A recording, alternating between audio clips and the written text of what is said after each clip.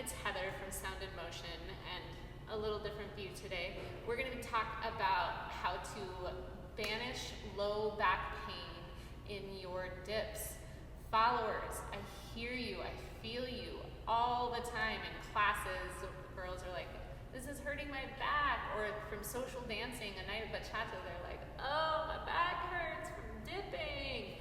So let's learn some techniques so that we can be kind to our back and take good care of it so we don't get injured and we can have a really great time dancing, right? So first thing is, you notice I have my trusty mat here. We need to understand a couple of concepts. First thing we need to understand is a concept called hip extension, right? We're gonna learn that by doing just a classic exercise for our glutes and hamstrings called bridge. While we're doing this, I need you to know that your low back needs to be supported by your glutes and your hamstrings and not pulled up from the top by your quads and other things.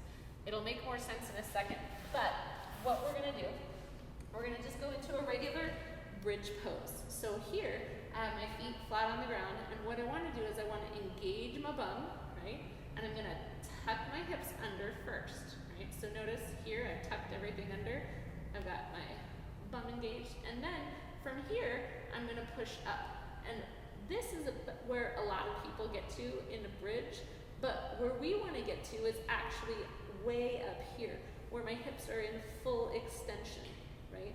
And when we dance, we'll actually go even farther than this into hip extension, but for right now, I just want you to get comfortable, and you can even tuck your feet really close to your bum, as close as you can get them, and then tuck and come up so you can get even a little bit more extension. And you gotta be able to push your hips up farther than you think, right? Stretch out those hip flexors, right? So now we'll go ahead and stand up and talk about how to dip, okay? One of my favorite things that I wish all leaders would do, and we're gonna have a separate video for the leaders on how to dip a follower comfortably.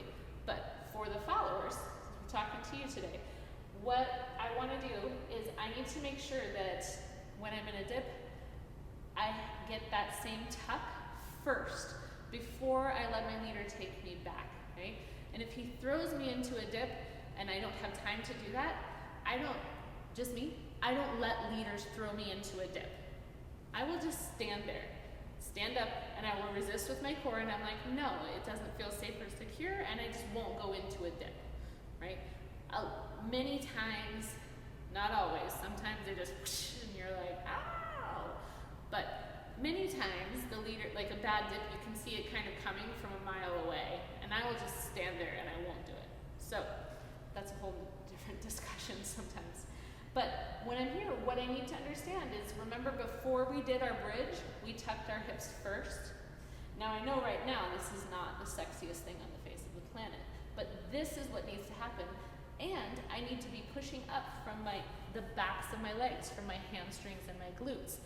If I do this and I'm in my quads, right, this is where I'm gonna be really unstable. If you are quad dominant and haven't yet figured out how to turn on your glutes, or don't even know that this is a thing, I highly recommend checking into it. It'll change your dancing and your posture and your low back pain forever.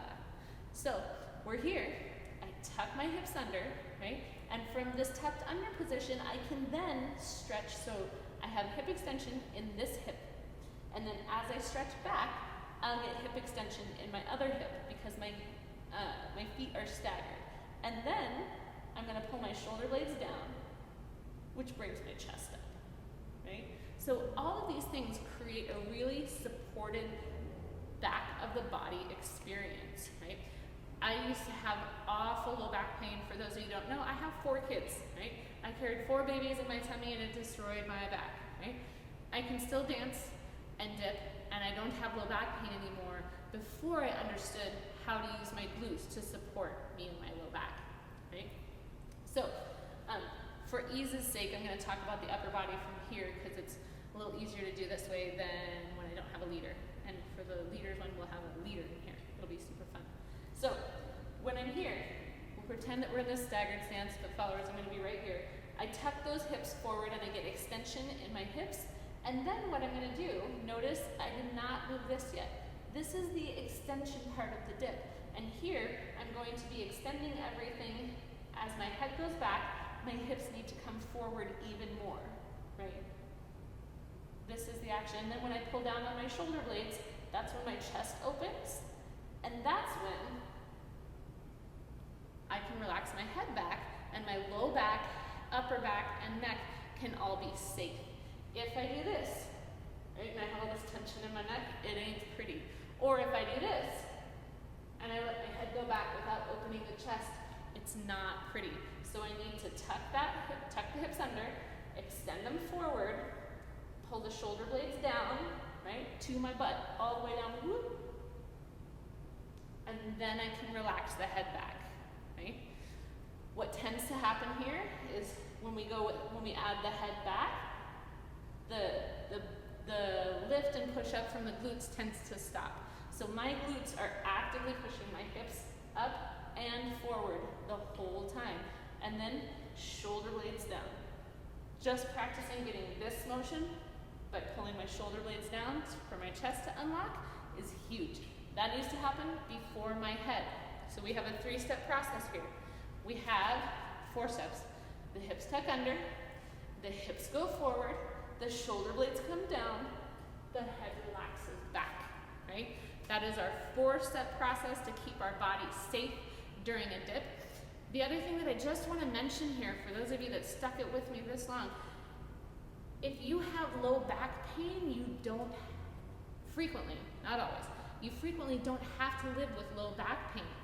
I highly encourage going getting body work or a chiropractor or a good physical therapist, and don't take, oh, it's just going to be this way and this is just how it is, because it's not, and it doesn't have to be. I've been there. I've come from the place of awful low back pain and being out of dancing for a month and not being able to dance at all because my low back went out and I couldn't walk for 3 days and I was in bed on muscle relaxers, and to a place where I can now dance pain-free and take care of my body.